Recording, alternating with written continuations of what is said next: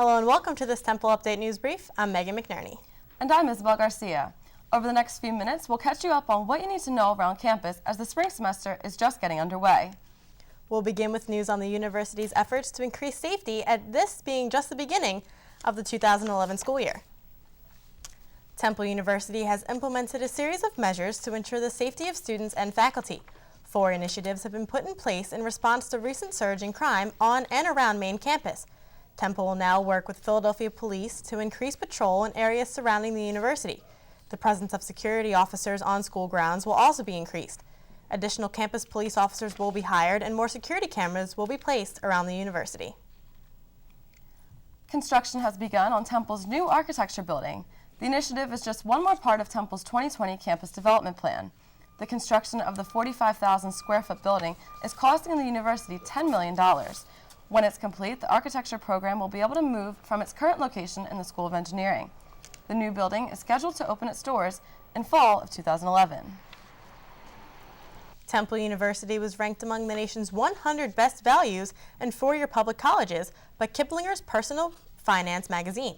Schools were ranked based on academic quality, student-faculty ratios, and admission and retention rates. The rankings will be featured in the February 2011 issue of the magazine. Other area schools listed include the University of Delaware, Rutgers, and Penn State.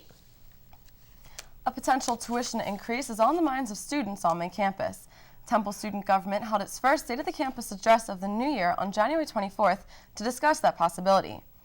Temple may lose up to 30% of state funding, depending on the extent of Pennsylvania budget cuts. Last year, Temple received $172 million in funding.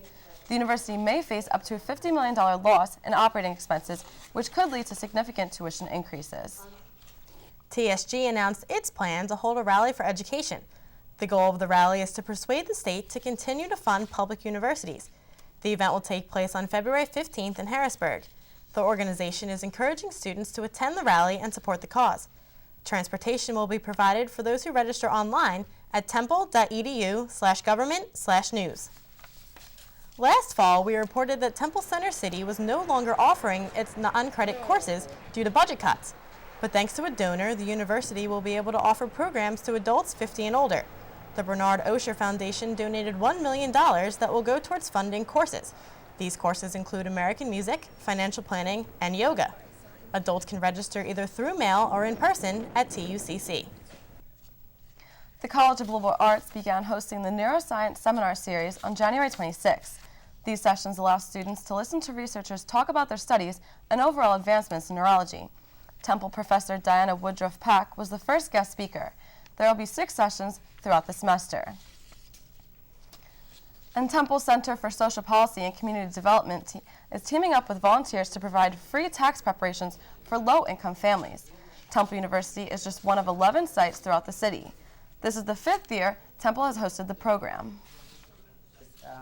We did almost 10,000 returns last year. Our goal is to do more. However, this site actually did 800. Our goal is 1,000. The program will be held twice a month throughout tax season. A complete list of dates can be found on Temple's website. Temple students have developed a new way to dress in style while also helping the environment. VerdeStyles.com is a website started by Temple students that sells eco-friendly t-shirts.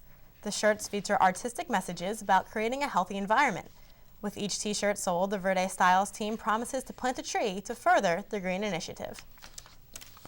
Temple University has been named one of the 10 most influential universities on Twitter. The honor was given to Temple by a company named Clout, who is known for measuring influence in social media. Factors leading to the ranking include the number of engaged followers and the number of retweets. Temple's official Twitter feed has added more than 1,000 followers in less than 3 months. And now standing by in the Update newsroom with a look at this week's Temple Athletics is Johnny Mailer. Hi, John. What have you got for us? Thanks, guys, and welcome to the Sports Desk. It was a week full of basketball for both the men's and women's teams, and of course I'm a gentleman, so it's ladies first. Here we go. The Owls hit the hardwood with the St. Joe's Hawks looking to win their 5th straight game. Temple came out strong, taking an early 4-0 lead and never trailed in a half. Late in the first half, though, junior forward Kristen McCarthy hits this jump shot right here, which marks her 1,000th career point. Junior guard Shea Petty led all scorers for the Owls with 19 points and rose to a 53-43 win over their Big Five rival.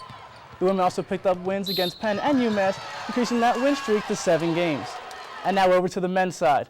After suffering a tough loss to Xavier on the road, the Owls return home to play another conference opponent, the Charlotte 49ers. Sophomore guard Khalif Wyatt made his fourth start of the season, replacing the injured Juan Fernandez. Wyatt scored a game-high 17 points while dishing out 6 assists and bringing in 6 rebounds. Senior forward Lavoy Allen recorded his third double-double of the year, scoring 15 points and collecting 11 rebounds. Ramon Moore and Scooty Randall also contributed double-figure scoring. The Owls have now won 17 straight games inside the Leah Corres Center. Now, Temple's cheerleaders and Diamond Gems team practice for way more than just football and basketball games. They recently took a trip to Disney World to put their skills to the test against the best teams in the country in this year's national competition. You've seen them cheer, you've seen them dance, but you probably haven't seen them compete.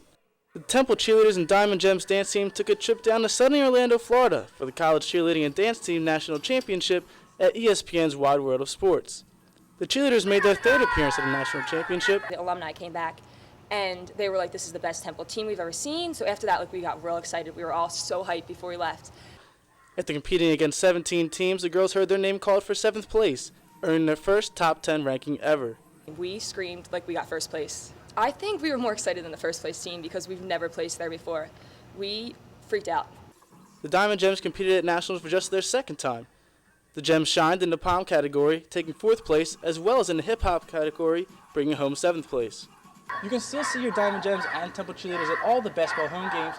For Temple's cheer competition team, it's right back to the drawing board as they look to better that number 7 ranking next year. In the country, that's impressive. It's good to see this Temple's athletics are getting recognized. Yes, especially at a national level. Yeah, definitely. Congratulations to all the girls that competed. Unemployment and a very snowy winter has led one Indianapolis man to discover a talent he never knew he had. Scott Hale, a former welder, is taking his tools to the snow. Hale has created his own snow sculpture system that has become the talk of his town. He may still be out of work, but Hale hopes this new talent will evolve into a career. Volunteers and community members braved freezing temperatures to take the polar bear plunge. Divers jumped into a pond behind the YMCA in Southington, Connecticut to raise money for camp scholarships. In order for the volunteers to take the plunge, the YMCA director had to cut through 6.5 inches of ice the night before. Philadelphia is celebrating their own polar bear plunge on January 29th. And that's all for this Temple Update News Brief. Make sure to follow us on Twitter, Facebook, and YouTube by searching Temple Update. You can also watch us on TUTV, Comcast Channel 50, and Verizon Channel 45. For Megan McNerney and the rest of the Temple Update News team, I'm Isabel Garcia. Thanks for watching. We'll see you next week.